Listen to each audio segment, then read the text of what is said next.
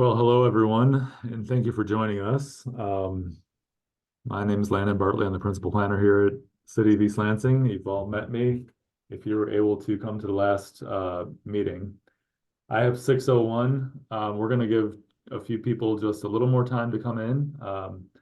Just want to let you know that this is set up as a webinar today and not a Zoom call. So we are asking that if you have questions, comments, want to talk, please raise your hand using your Zoom function with a little bar at the bottom. There's a chat window as well. And we believe the chat is working, ready to go, and that you can raise your hand and Rebecca can unmute you with that. So if you have any problems and you want to talk, please do enter those in the chat so that we know you're trying to say something, and we'll take comments as needed. But again, I'm just going to wait a few more minutes before we really get started. Probably around 6:05, we'll get going. So thanks for being here so far.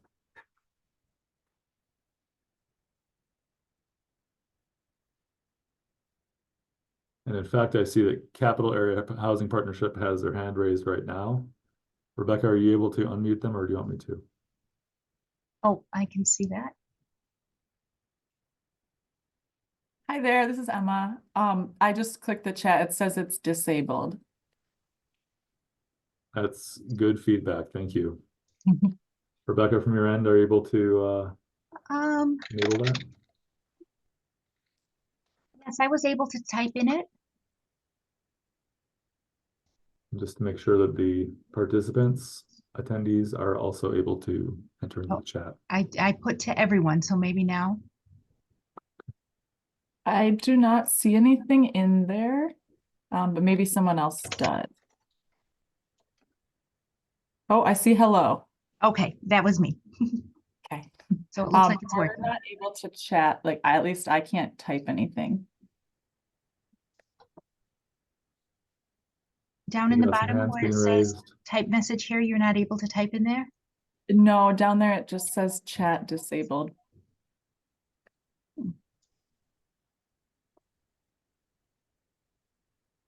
Dustin, I'm going to turn you on and allow you to speak. Yeah, thanks, Rebecca. Yeah, I noticed too that on my end it still says chat disabled as well. I'm not sure if it needs to be set up where all attendees can do it. Maybe it's, since I'm assuming you're probably admin, maybe that's why you have the chat feature.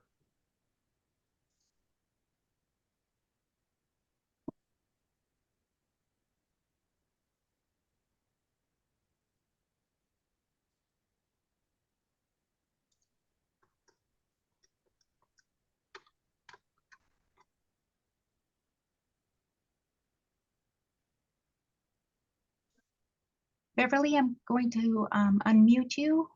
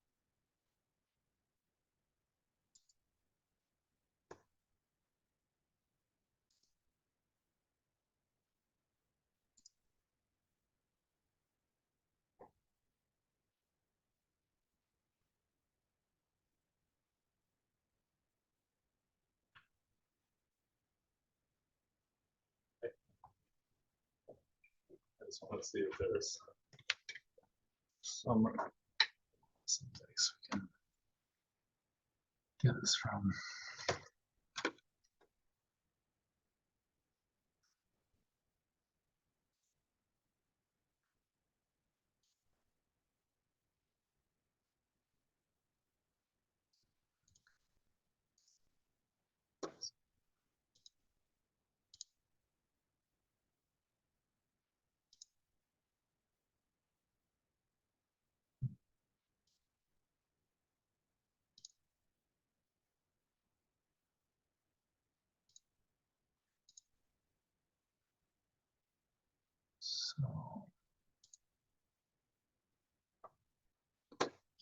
I'm glad we're working through this now.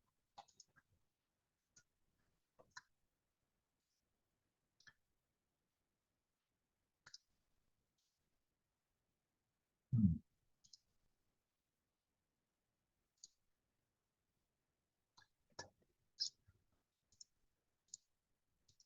There.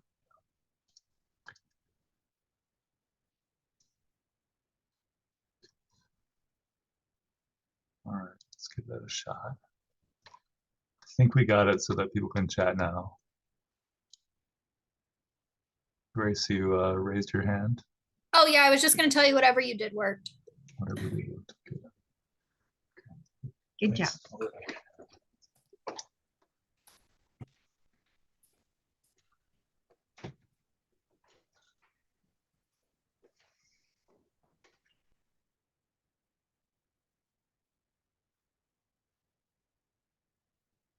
Jordan, I can't hear you.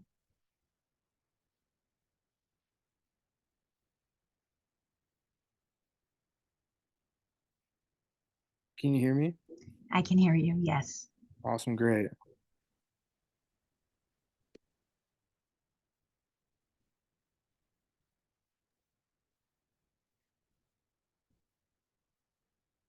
All right, let's try this again. Folks, I have 6:07 p.m. Thank you for being on the call. And looks like we've gotten our panelists and attendees set.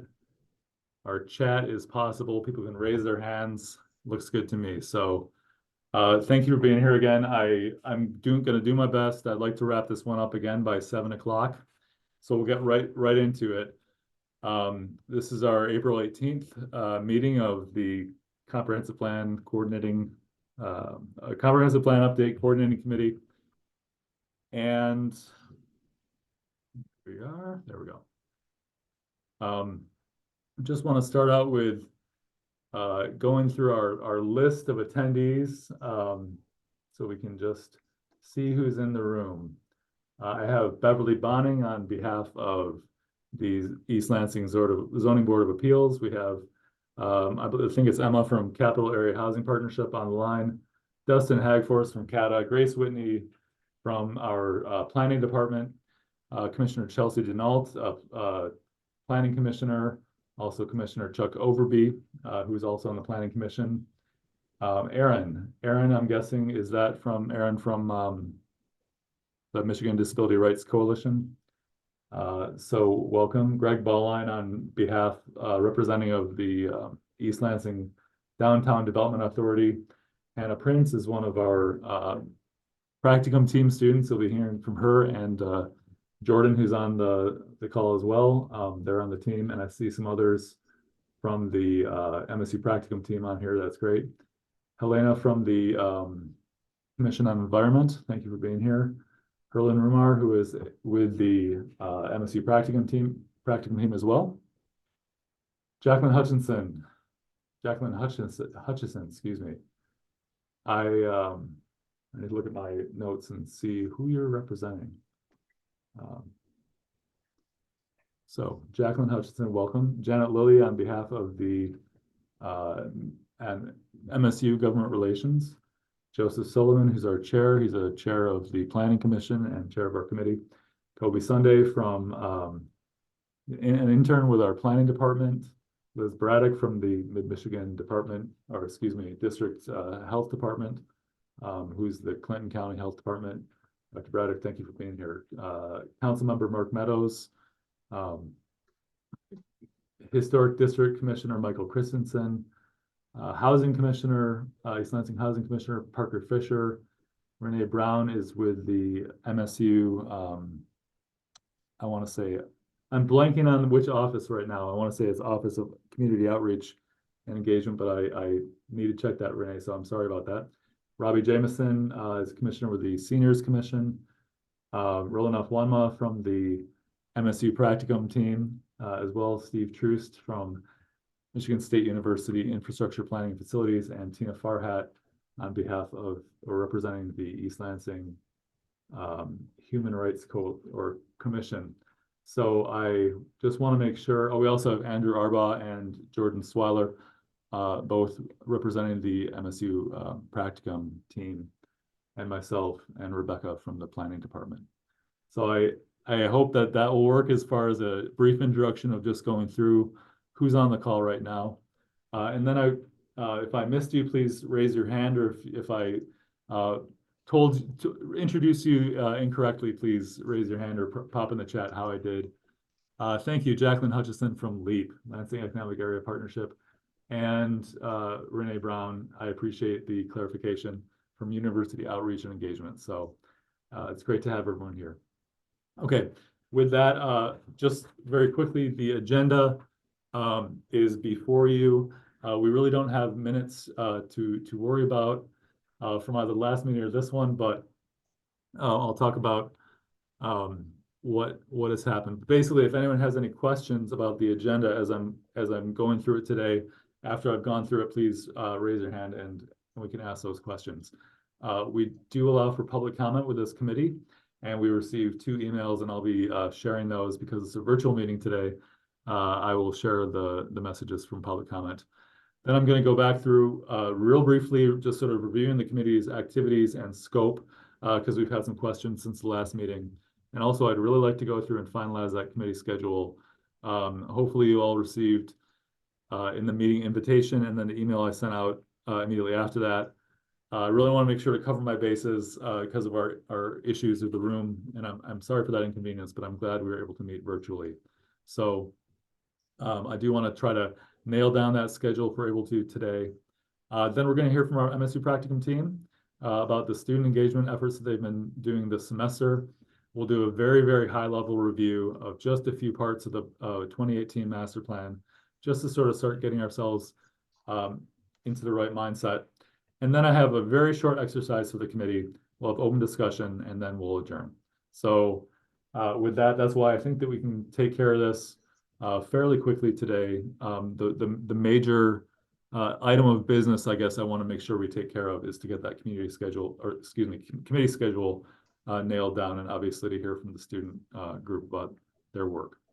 But before I move on, I'm looking in the chat. I'm looking for raised hands. If anyone has any questions or comments about the agenda, this is your time to ask and share those. Otherwise, we'll keep going. Anything from anyone? Okay, with the beat, it's about 6:15, so we'll keep going. Here's some public comment for you. We received just a couple of emails. There we are. Today from 2 members in the Glencairn neighborhood. This one, Sally Newton, is saying, hey, thank you for your time and careful consideration of all matters, and wants to bring to your attention in particular that affordable housing is a challenge nationwide, and East Lansing is no exception.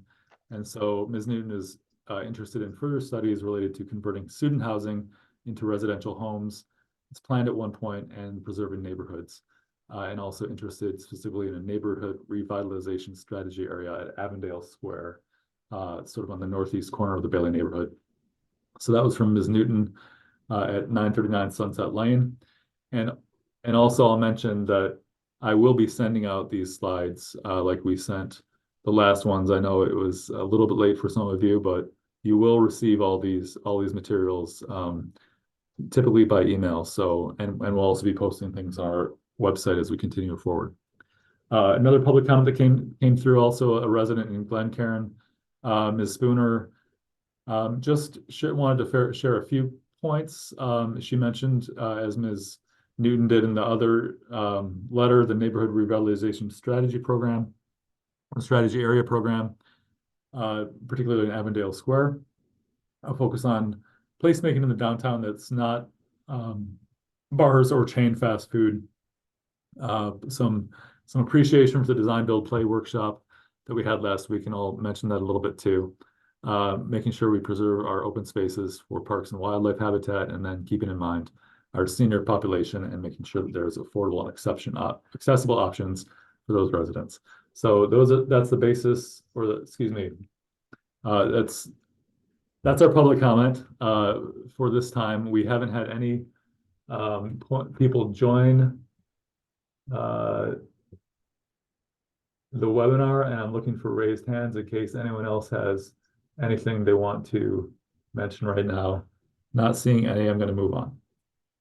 So I want to very briefly review our activities and timeline, just based on some conversations I've had with a couple members of the coordinating committee since our last meeting. Number one, I guess I just want to, we've had a couple questions about, man, this seems to be very fast, very aggressive.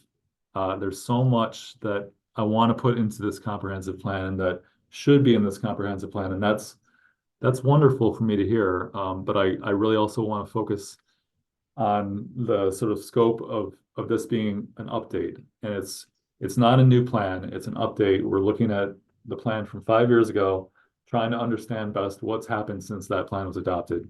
Excuse me, about 6 years ago now at this point. And then determine how the plan needs to be changed or amended to make sure it's up to date.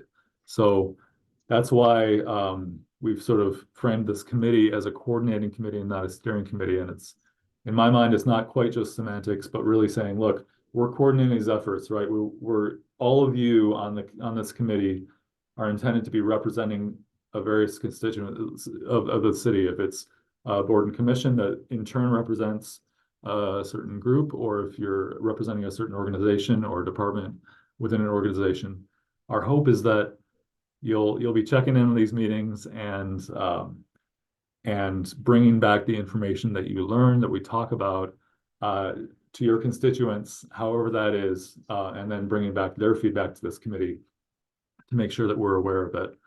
What we do intend to do, starting with the more topical times of the schedule, I'll talk about that in a moment too, but as you know, in the summer, we're starting to plan to go into more of a mode of let's focus in on social equity, let's focus in on public health, on climate, on housing. And at that time, we'll be sort of bringing together the feedback that we're hearing and creating some sort of a summary document on each topic, and that way we can distribute it to you, and then you can then use that for talking points with your own groups or to distribute that as news. We also do have an email list. We have a website. They're all works in progress. And I guess perhaps it's me justifying, but I take some comfort in saying, look, we're not doing a 5-year master plan process here. We're doing a comprehensive plan update. Again, trying to get things done in a matter of a few months to really not reinventing wheels, but understand what we've already adopted and how things have or haven't changed, and give ourselves a good new work plan. So I hope that makes sense. We're looking for chat comments or hands raised if you have comments on that. But I just sort of wanted to, if nothing else, perhaps give you some consolation or make you feel a little bit better about if you feel like we're not moving fast enough, or we don't have big enough picture here. I just sort of wanted, let's manage our expectations and say this is a smaller process than a typical multi-year comprehensive plan process might be. This is an update, and that's it. So specifically, I've had some members say, look, it will be very hard for me to make all these meetings. And I say that's okay. You know, we are going to be recording things. We're working through our technical issues from last time. So when we do have our in-person meetings, we're going to have a camera that's dedicated now, not just a laptop camera, to better capture comments from online and also from the committee to get out to those who are tuning in online. These meetings will be recorded. They'll be on the YouTube page.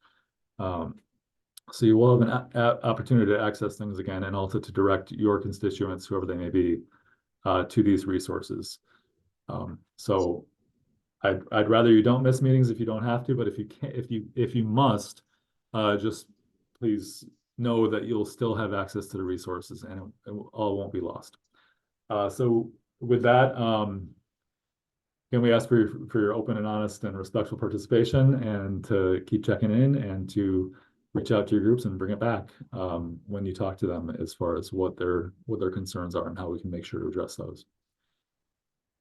Moving on, just to real briefly review our activities and timeline. Right now, we're in our sort of early committee work. I would call this pre-planning. We're not quite out yet on the topical, discussions and speakers and workshops.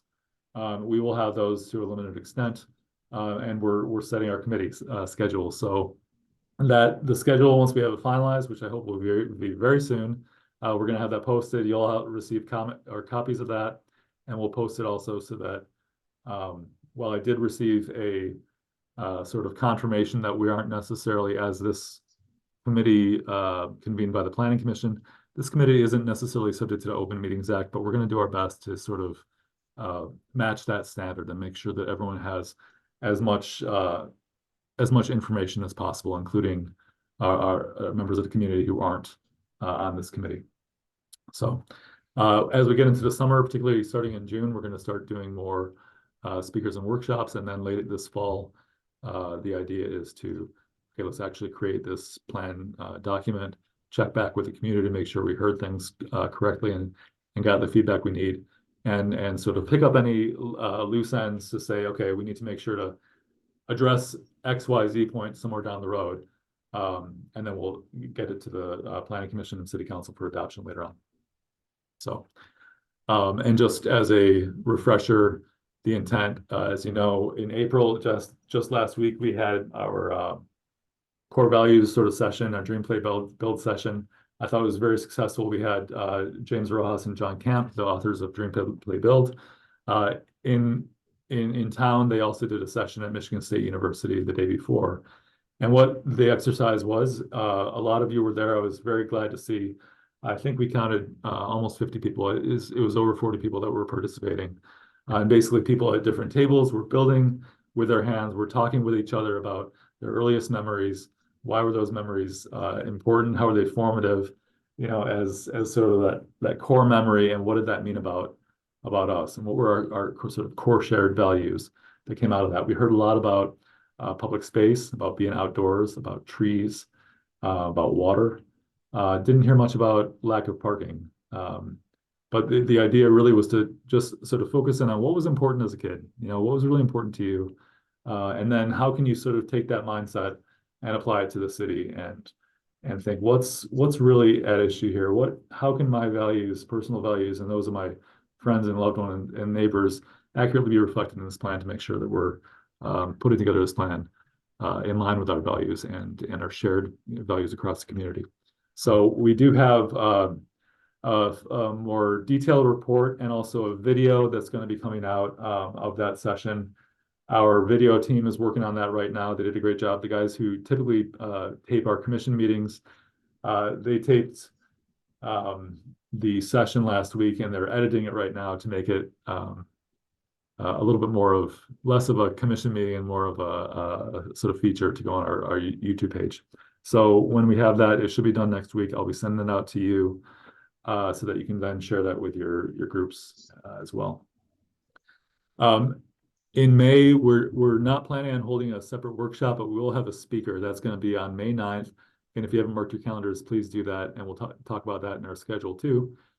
But May 9th, we'll be doing a lunch session with Rex Lamore. He's going to be saying, okay, we did our core values. We're moving into these meetings and sort of topical areas in the summer. What do we do to best prepare ourselves? And as a longtime planner and planning professor, Rex is the guy to help us with that. So on May 9th, he'll be delivering his talk to help us make sure we're in the right mindset. And then in June, I'm very excited about a potential speaker in June, but she's not lined up quite yet, so I don't want to share too many details, but I think we're going to have a really good speaker in June, and that's going to be focusing on social equity issues. Then we'll go into July with public health, sustainability, climate in August. At the Commission on Environment meeting on Monday, someone said, oh, it's climate month in August, and I like that. So maybe we'll go with climate month as we go into August, and then September we'll be looking at housing. Late September through probably late October, early November, we'll be meeting and saying, okay, what have we learned now, and how do we make sure to memorialize this into a document that we can use as we move forward, move ahead this in the future, in the immediate future, and have that set up as a work plan and something written. And then as we get into November, December, and beyond, it'll be checking back with the community and going through the process to have the master plan update be adopted by in accordance with state and local rules. So I'm going to move on pretty quick to the calendar, unless anyone has any questions about anything that I have on this slide or the previous slides. Give me a couple seconds. I don't see any hands. I don't see any chat. If this is tiring, you can always raise your hand and tell me you don't need to be asking for the chat and raise hands all the time. But I don't see that anyone saying that either, so I'm going to move on. All right, I sent this out with a meeting invitation, and I know it was somewhat short notice, but I hope you've had a chance to look at your calendars and determine whether or not these dates might work for you. And I didn't include times. And the reason we didn't include times is that on some of these days, the committee might say, hey, look, a 9 a.m. Meeting is the best. Or it may not be. You know, what I wanted to point out in particular is a few of these Wednesday meetings are the fourth Wednesday of the month, which happen to coincide with planning commission meetings. And we did that with the idea that we'll have consultants in town. The planning commission is the commission that convened this this committee and is responsible for the adoption and ultimate review of the comprehensive plan. And so if there are outstanding issues, concerns, discussion, information that the commission or this committee needs and wants to sort of offer that forward, the planning commission will then be meeting immediately after this committee meeting if we have these on Wednesdays. I shouldn't say immediately, but shortly after. We've been considering potentially a 5 p.m. meeting that the planning commission meetings start at 7 o'clock.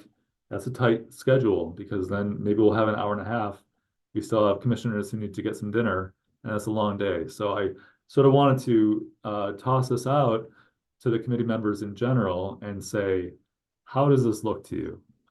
There was some discussion last time about not making it always on the same day, not either committee meetings or our speakers and workshops. That's reflected slightly in, let's try a Thursday committee meeting for our next one, which will be, I should mention, will be a much more detailed look in how to review other plans that are relevant to this process. And that will be facilitated by consultants who we'll be bringing in. All the different Wednesday meetings, and then in September, we're looking at Monday, September 23rd, for sort of the housing focus committee meeting for Housing Month. So I guess with that said, I'm looking for hands. I'm looking for chats in the chat window, or if people want to talk about their thoughts on these dates, these times. I'd really, really love some feedback on this one, because I do want to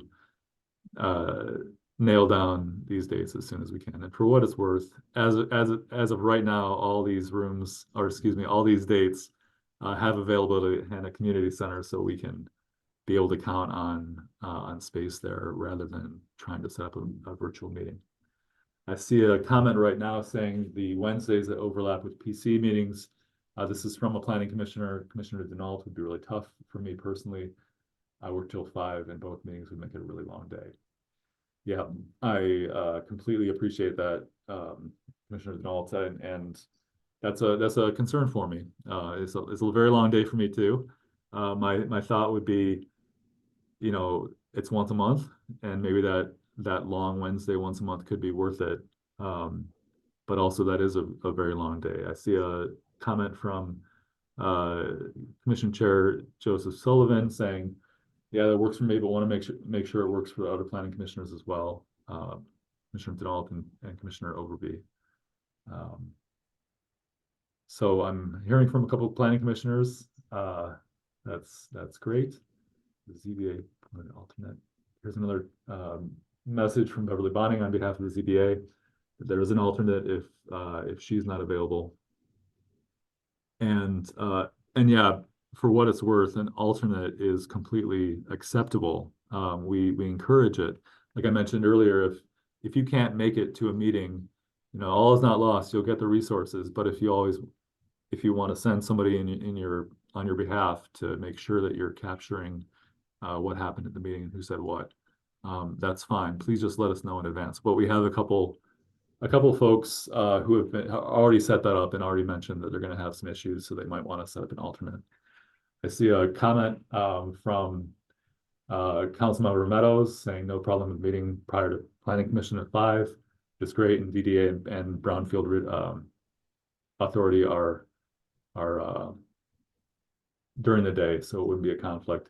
I just wanted to throw that out there or point it out that there are those other meetings that day, and then no problem with September, which would be at 7 p.m. Well, and that's the question too. Is what time would be better, if it's a 7 p.m., if it's 6 p.m. as we've been doing, 5 p.m. as I mentioned for potential Wednesdays. That could be very difficult. Looking for your comments. I see another comment from Commissioner Denault again from the Planning Commission about discussing 4th Tuesdays of the month. Are those out because that day doesn't work for the majority of the committee? I did receive some comments from people saying, I'd rather we mix it up a little bit. And more people that I was talking to were saying Wednesdays tend to work better than Tuesdays. And sort of the economies of having consultants in town and being able to have immediate feedback going to the Planning Commission after these meetings would be helpful. I see another comment about any of those Wednesdays in the evening would be fine, except for June 26th.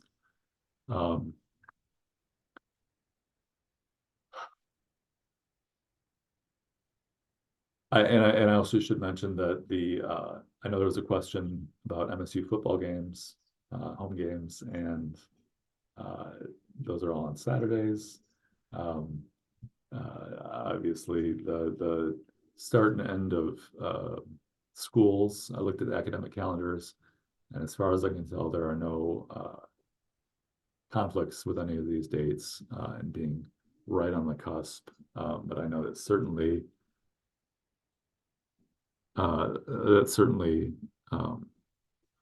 those dates with the start and end of school and big events like football games can get in the way. So I want to be cognizant of that. Renee, I see your comment saying I would not rule a standard meeting time so we can all plan for the meeting. I want to make sure I understand that comment.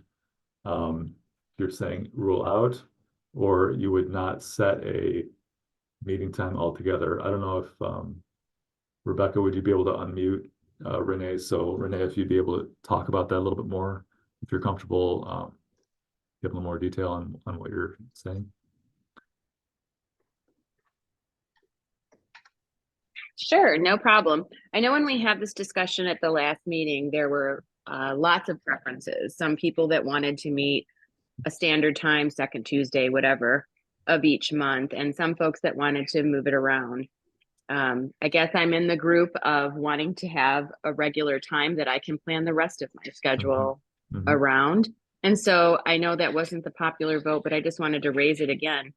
I think moving it around, you have the same potential for losing people as if you had it at a standard time. So just sharing an opinion. So I think if I can sort of reflect back what my understanding of that is saying not having a standard date might be tough. We might lose people. Not having a standard time will lose even more people. So perhaps you'd be offering that it'd be a better idea to have a standard time even if we don't have standard dates. Is that accurate? Yes. Yeah, being anywhere at 5 p.m. might be tough, especially with all the traffic and construction. And it's easy for me to say, I mean, if I were to propose a 5:30 start time, it's easy for me to say because I'm not typically traveling anywhere except for the Hannah Community Center, and I will just walk a few blocks.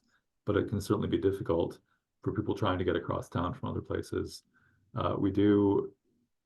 We'll be offering a virtual option for each meeting. I think in person is always better if we can, but we do want to make sure that we have that flexibility. I'm seeing a 6 p.m. start time. My only concern with 6 p.m. start time, although we have been doing that, is that if we're going to pair it with planning commission days that start at 7 p.m., we're sticking to a 1 hour sharp time, and we cannot start the planning commission later than 7 p.m. So that's a consideration. I guess what I'd like to offer, I'm seeing 6 p.m., a lot of 6 p.m s. I'm wondering if how we'd feel about having a set start time of 5:30 p.m. Is that possible?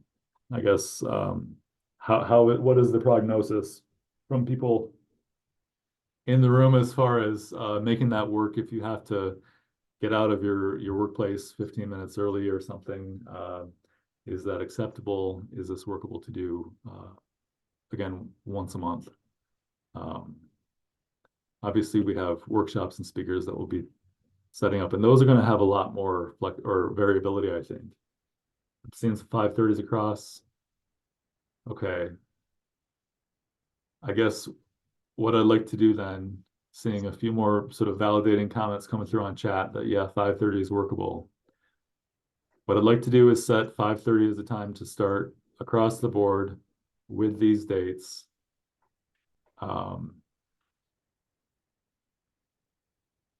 I guess we could technically take a vote.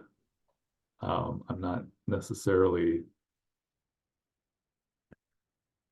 What about this? How about this? This is hard to do with a Zoom call. If you have a problem with a 5:30 p.m. start date for all these dates and saying this is absolutely not workable for me, would you raise your hand right now in the participant box or the chat box? And if I see raised hands, we'll maybe reconsider. But if we don't see them within a minute, let's call it 5:30. So let's look at that participant box. And if you're the only person, I'm sorry, we'll all look at you. But I just want to make sure that if we have some really like non-starters with this time or these dates, we're aware of that so we can try to address it.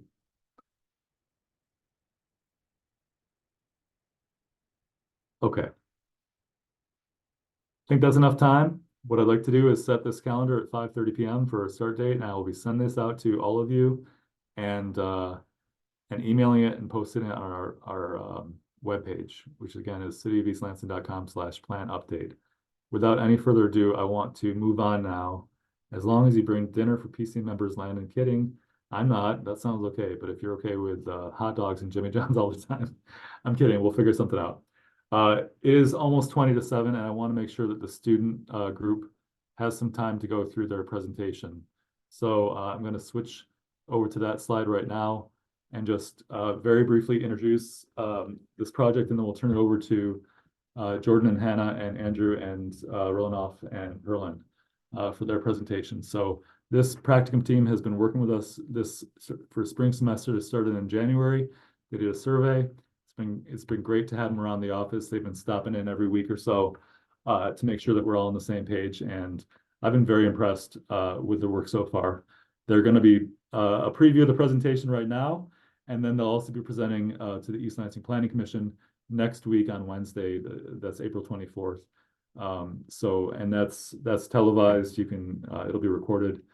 So if you have additional questions and want more of this presentation, you can certainly tune in then. But in the meantime, Rebecca, could you turn it over to was it going to be Jordan who's presenting, or whoever's going to be sharing their screen? Let's have you guys pull it up. I can share my screen if that Oh, I works. see Hannah on Jordan. There we go. Yeah, does it have Jordan's name on It my has Jordan's screen? name. That's fine. We know you're not Jordan, but Yes. Is it okay if it stops your share, Landon? yeah. So I'm gonna go ahead and share here. Oops. All right. Can everybody see this presentation?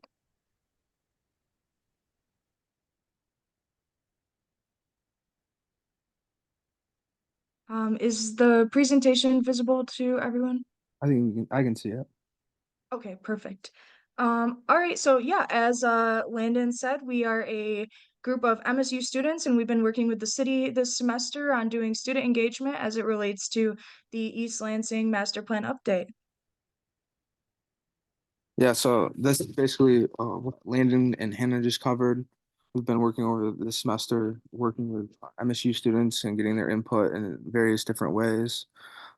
Landon kind of spoke on the survey that we put out, and I'll be talking a little bit more about a couple other ones that we did as well. So at the beginning of this project, we set a goal of 385 students we wanted to reach. Just to get like a 95% confidence interval to get a good representation of MSU students. In the end, we ended up surpassing our goal by over 100 students, with a total of 508 students reached. We did this through the digital survey and 2 in-person workshops. So a little bit more on the student engagement survey. We had 164 total students take this survey, and we started out with 3 demographic questions to help identify any trends, and followed that with 13 focus questions. This is an example of a focus question here. We used a slider scale to help see like where students felt on some of these topics, and the second one was how important these topics were to the students. And we had 2 open-ended questions at the end of the survey, just in case we missed anything that students felt were important. It was things that you like about East Lansing, as well as things that you'd like to see change in East Lansing. And so for our digital survey, we had a QR tracking, which basically gives information about where students were accessing this survey at. We had flyers downtown and in the businesses, as well as on social media. We also made QR codes and had referrals, and referrals in social media did a lot better than the flyers that we handed around.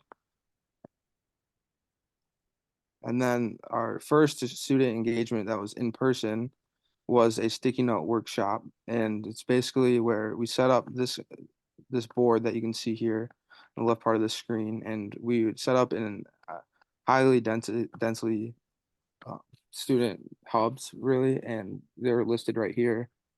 And we had 10 of these throughout the semester, and with a total of 241 responses at the end. And they worked out really well. As students would be walking by, they could take a sticky note and just place it on the board.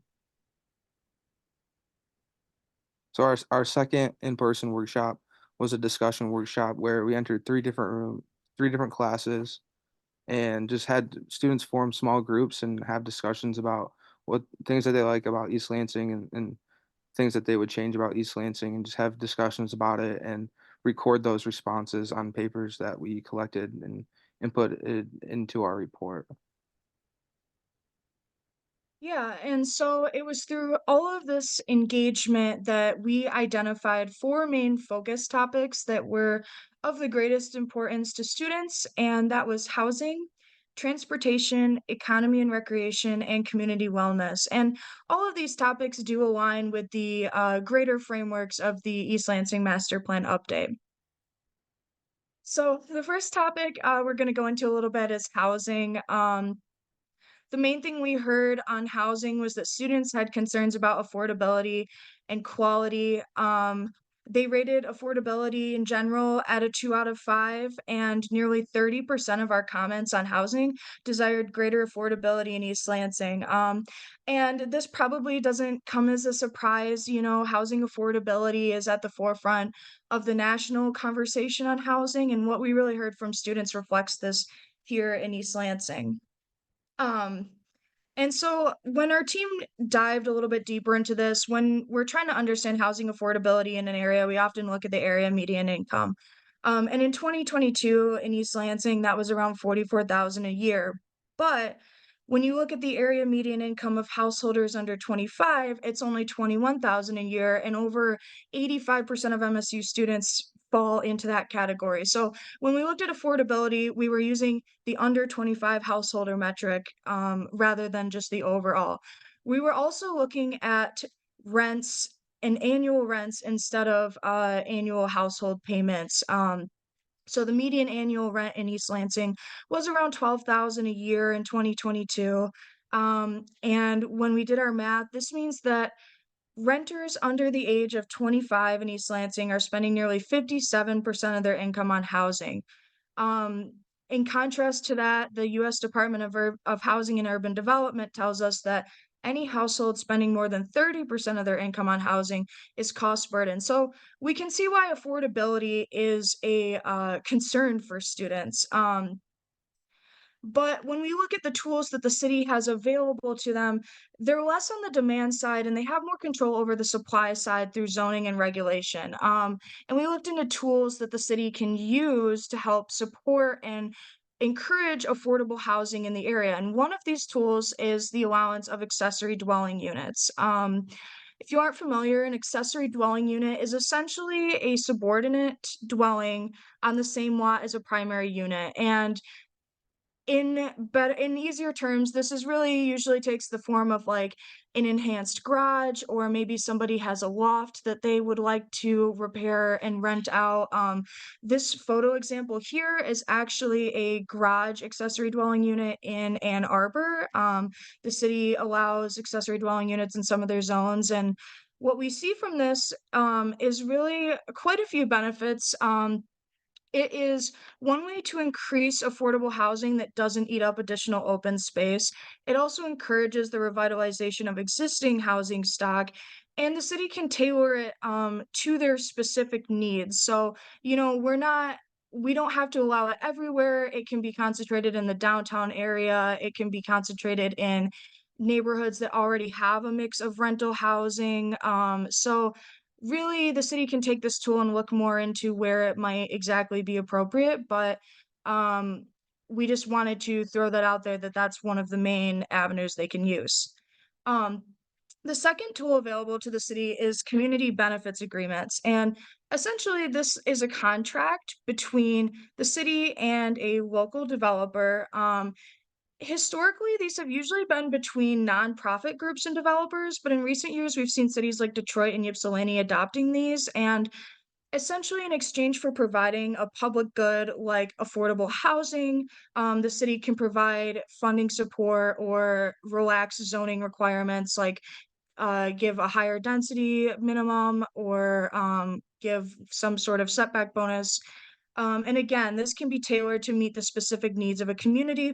One example of this, the city of Ypsilanti, really close to here, in 2020, they offered a developer to make smaller payments in lieu of taxes or a pilot program on rent revenue in exchange for providing affordable housing to tenants that make less than 60% of the area median income. So this is a trade-off, and it's a way that the city can use to kind of control the affordable housing stock in the area, or rather encourage more of it.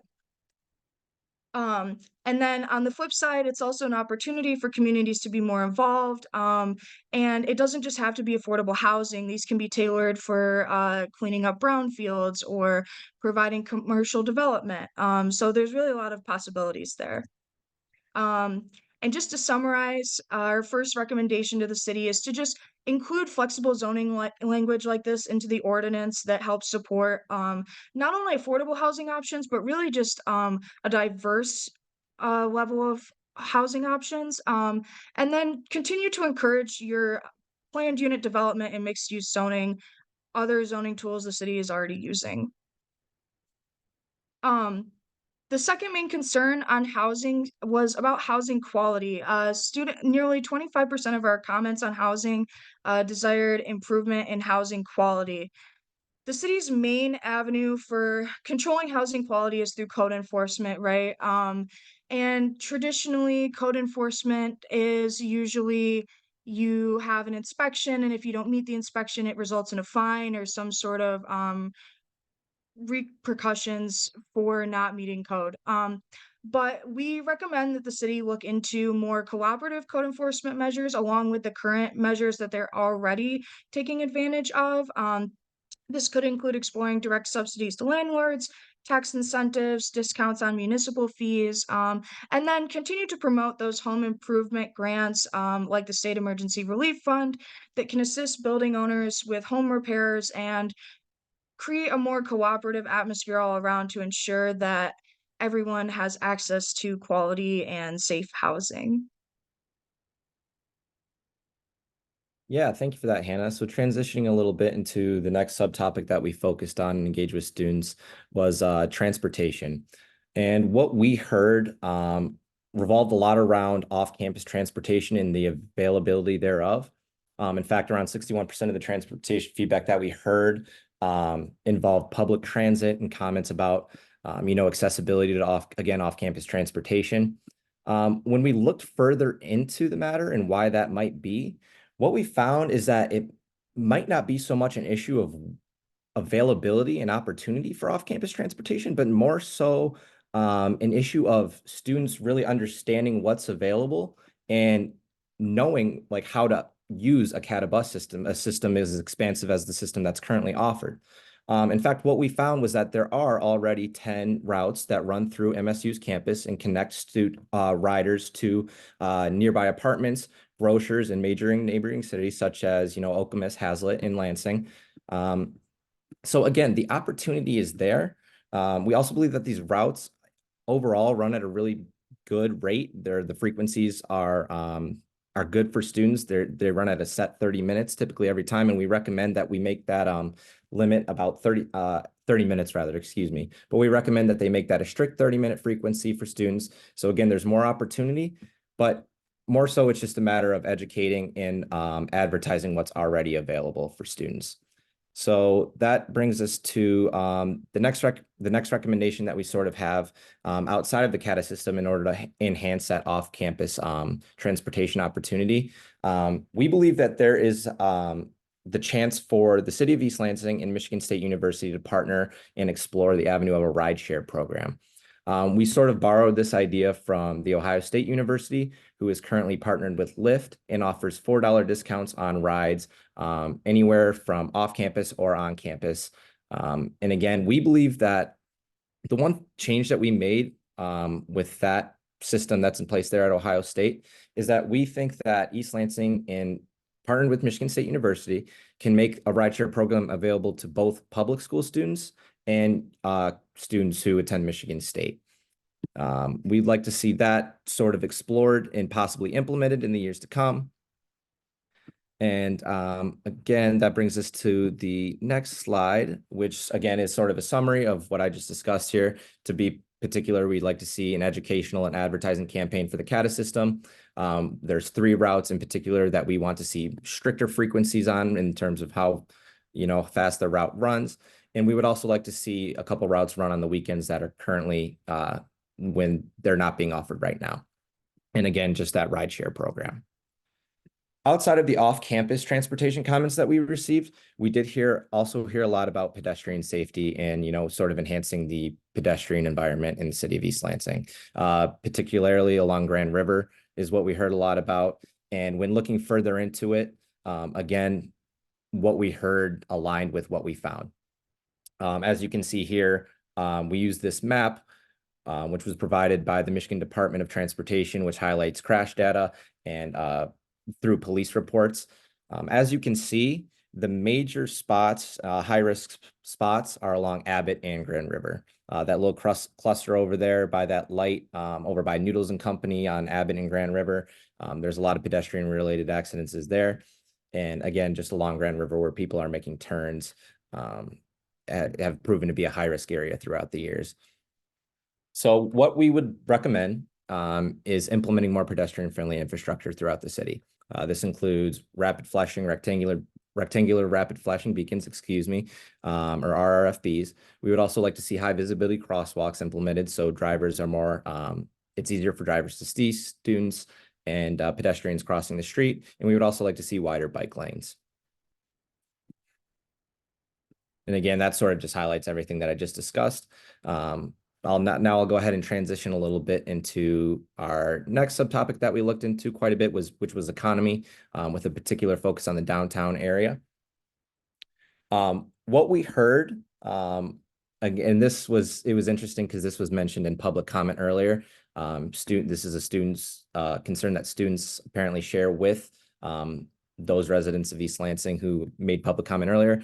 They want to see more opportunity and more options for entertainment that involve under 21, that don't require you to be 21 years old. And, a lot of the downtown right now, what we heard from students is that it revolves around, the bar scene and alcohol, whereas they really want to see, more entertainment that revolves around, not having those requirements, such as interactive art museums, indoor or outdoor movie theaters, late night cafes, things such as that. Furthermore, what we heard, a positive that we heard was that Albert al fresco was super popular among students. They would like to see that possibly expanded so it runs longer, maybe not just during the summer when students aren't on campus. Like to see that run a little bit longer. And again, when we looked into what we heard about the under 21 activities and the retail sector in East Lansing, what we found is that currently a lot of the retail sector in East Lansing is in fact chain restaurants. In fact, about 54% of the retail sector in East Lansing is comprised of restaurants, and 58% of those restaurants are chain restaurants. So again, what we found aligns with what we heard from students, and we would just like to see an overall improvement of that by incorporating, more local businesses, businesses that aren't just food oriented, and again, an expansion of seasonal activities such as Albert al fresco and summer music, events such as that take place that are entertaining for students, but don't require you to be 21. I'll now go ahead and pass it over to Hannah, who'll talk about community wellness. Yeah, thank you, Andrew. So our last focus topic was community wellness, and this really included anything on environment, safety, health, and community. Oops. So what we heard overall is that students really enjoy the environment in East Lansing. They feel like there's a lot of green space, especially on campus. They like the community. They like the whole MSU college town atmosphere. But one of the prevailing comments that we heard over and over, not only in our survey, but also in 30% of our workshop comments on this topic, was students want better access to fresh, healthy, and affordable foods. And in addition to our analysis, a study in 2022 reported that nearly 2 out of 5 MSU students are experiencing some level of food insecurity, which has further implications on mental health impacts, the time to graduation, all of these things that go into meeting our very basic needs. So with that, we also looked at what are the existing networks in the area on food. We have the Capital Area Food Council. This is a local food council that oversees the Tri-County area, so Clinton, Eaton, and Ingham counties. That is our closest to home council here. But they're really more of a capital area, broad-reaching body. So in addition to that, we have the Capital Area Food Bank, as well as the MSU Food Bank and internal programs within MSU. But given all of these bodies and their existences, we still recommend that the city look into establishing a local commission on food. The city, as you all know, the city has local commissions on transportation. We have groups like this that meet on master plans. So it's only natural that we look into including one on food. And then this group could work with the city further to identify partnerships to reduce food waste and food insecurity, create a community food profile, which analyzes sources of food and analyzes food waste. They could work to distribute educational material on food waste and recycling, as well as food preparation, and then continue to support the city's composting efforts and other environmental food efforts. And we can even look at, supporting local growers through avenues that already exist, like the East Lansing Farmers Market. And with that, that concludes all of our findings for this semester, and we'd like to open it up to any questions or comments.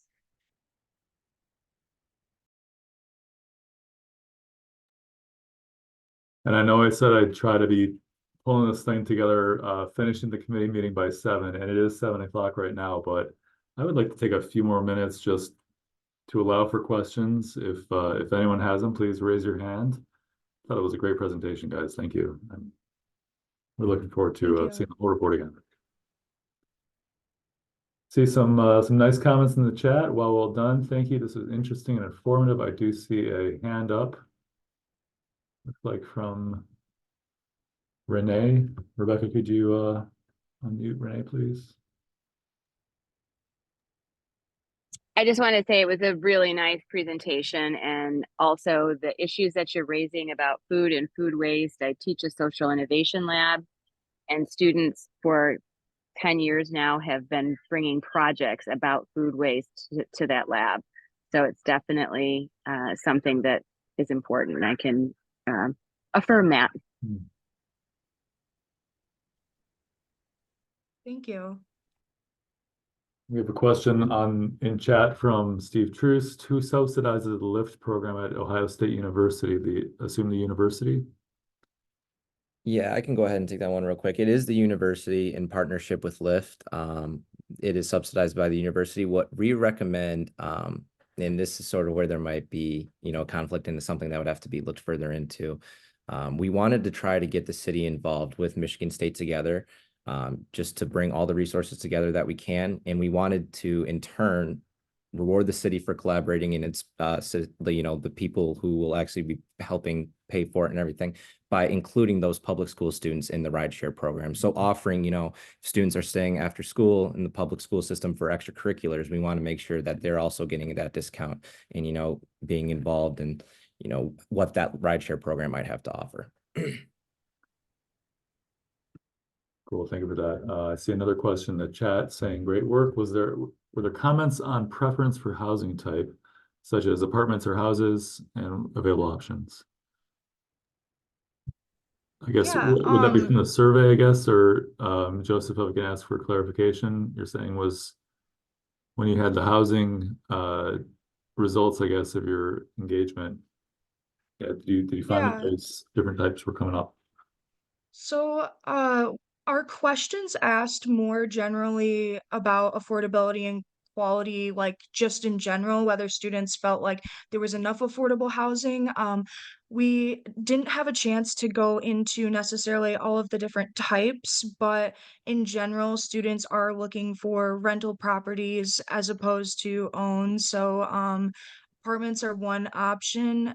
We feel that supporting a diverse array of options though will really not just benefit student groups but like the community at large. I know that ADUs are something that's supported by the AARP and age-friendly communities groups as well, so we were kind of trying to draw lines there, how can we bring this out to the community at large, but we didn't get a lot of specific feedback about housing types from students. Okay. And there was a comment saying, yep, the ADUs, the apartments above garages is great. And I've seen that in other college towns. And then from the original questioner, it looks like it was, curious. So it sounds like students were wondering if students were drawn to a particular housing type and very interested in ADUs as a potential option. I wanted to highlight another question that was in chat. In the food insecurity analysis, was there discussion or focus on access to CSAs, community supported agriculture, such as relationships with Allen Street Market or MSU student organic farmers? In that analysis, it was more looking at student health metrics overall. So it looked at mental health, anxiety, things like that, as well as food insecurity and how that contributed to overall student health. And it said a little bit less about the connection to foods in the community, but I believe it did make some connections to food programs available on campus for students. So I think it had a very more of a campus focus than like the community at large. And a question of, can we get the copy of this presentation? And I will say, yes, I'm going to be asking the student group for this presentation, but I'll wait until after you give it to the Planning Commission next week on April 24th. So in case you have any minor changes that you make, we have the most current when it's sent out to this group. And also I'd ask that we'll be looking for that final report, and that will be posted on our website, but I'd also like to have that to distribute out to this committee when that's finalized and ready. So are there any other questions in the chat or raised hands for questions for the student group? See one more coming from Commissioner Denault. Public transit. Did students mention anything about biking infrastructure? Most of the comments seemed focused on CATA. Did you guys look into biking very much? I didn't see that too much either, but I know you were focusing on bus routes. Yeah, so the majority of the engagement that we received, in terms of pedestrian, that sort of fit into improving just the pedestrian environment in East Lansing. A lot of it, the few comments that we heard about biking related to involved around, again, expanding the bike lanes here in the city and, adding more of them. So we didn't hear a ton in particular about biking, but when we did, it revolved around feeling safe when biking around East Lansing.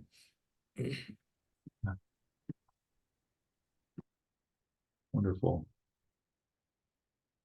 All right, looking for last call for questions for the MSU Practicum team. Guys, you did a great job. Thank you. And I think I can, based on the quality of thumbs up and comments and such here, I think everyone else here on this call thinks that you did a really good job too, and is very excited to see the full report. So really appreciate you being here tonight. I look forward to the presentation that you're going to give tomorrow for your whole class and for all the clients. And then again, when we have you guys back next Wednesday, April 24th, 7 p.m.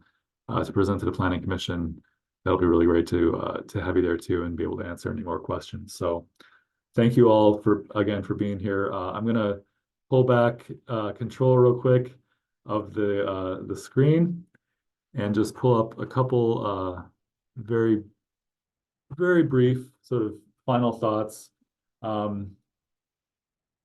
Where are we? I had originally said, hey, we're going to do a little first look on the master plan. I would suggest the reason I have these 3 slides in here is to show sort of how the 2018 master plan was sort of segmented out. There was a look at North End study area, essentially up north of, let's say it's basically north of Bircham. There was a look at the Center City study area between generally Bircham and down to about Shaw Lane area on campus, and then south of Shaw, the South End study area. And the 2018 master plan was also topical and had 5 different focus areas. I just wanted to sort of throw this out there to give you can have time later to look at these, and obviously this is in the master plan documents, which you can always download and check out in its entirety. And like I said, we are going to be doing a bit of a deeper dive into this and other relevant plans at the next scheduled committee meeting, which is May 23rd at 5:30 p.m. So I'm just going to finish up real quick with 3 questions for you, right? So what I want the committee to think about as a thought exercise, I mean, you are welcome to answer these questions and bring them to the committee next time. You can email them. You can put them on Facebook. You can do whatever you want with these. But what we'd like you to consider is, what are your pie in the sky ideas for East Lansing? That if someone says, where should we be going in East Lansing? You might not necessarily tell them because you'd be worried about them saying, yeah, but realistically, let's not worry about that. Let's not worry about money or politics or whatever it might be. But if you said, hey, I just want East Lansing to be the best place, the coolest little town in the world, and the perfect place for me and my family and my friends, whatever it might be, what are those 3 ideas? That's the first question. And yeah, you can't write down on a slide, but if any of you are trying to write on your screen, sorry. Then take those pie in the sky ideas. And the second question would be, okay, let's step back and say, why are those pie in the sky? Like what was it in your head that said, okay, this isn't really going to happen, but I sure like it to be. So sort of think on that. And then what are the barriers? Like, why is it pie in the sky? Is it because there are barriers from other people? Is it because, there are funding barriers, or you're like, oh, we're just not there yet? What might those reasons be? But I just want you to kind of consider those 3 questions. What are my big ideas? Why are they pie in the sky? And then why aren't these happening now? Can we remove these barriers? Just to kind of put yourself in the mindset for the next time. So with that, it's 7:10. I think we can certainly take any discussion. I'm looking for hands and chat entries. But I just want to make sure you're aware that on, like I mentioned, May 9th, our speaker is Dr. Rex Lamore from MSU. He's the director of the Center for Community and Economic Development. And that'll be a lunchtime event, 11:30 to 1 o'clock. It's brown bag lunch. I hate to say it, but we're this close on a room. But it turns out rooms are a lot harder to find in this in this town than I hoped for. The next meeting. Yes, okay, and thank you, Dr. Lilly. I see that you're asking, is the next meeting May 16th or 23rd? We'd like to make it May 23rd. I think we had discussed at one point May 16th, and I apologize if I've thrown it off by putting our calendar a different date, but we're hoping to make it May 23rd. So that would be our next committee meeting, 5:30 p.m. Hannah Community Center, with a virtual option. I'll be sending out information about that a bit sooner than the day before this time. Again, I apologize and also for that inconvenience. This time around, it was not entirely controllable by us, but I do appreciate your patience if there was that in my save the date that I sent out, and then with the invite. I'm very glad to have so many people here right now, and that you were still able to make it work.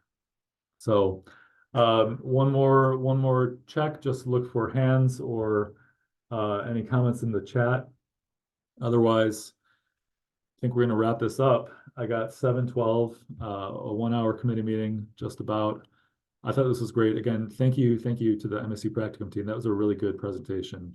I'm really excited to have that as part of our comp plan update that we'll be adopting in the fall and winter. So thanks, everyone. We'll plan on May 23rd, 5:30 p.m. We'll also see you at May 9th. Look for the information in your email boxes and on the website, as we have that finalized, which should be any moment now. But we really appreciate participation. I'm very excited to get into the real meat of this process when we start hitting the topics and really getting into things. So that said, I'm going to close the meeting. Again, thank you for being here, and we'll see you next time.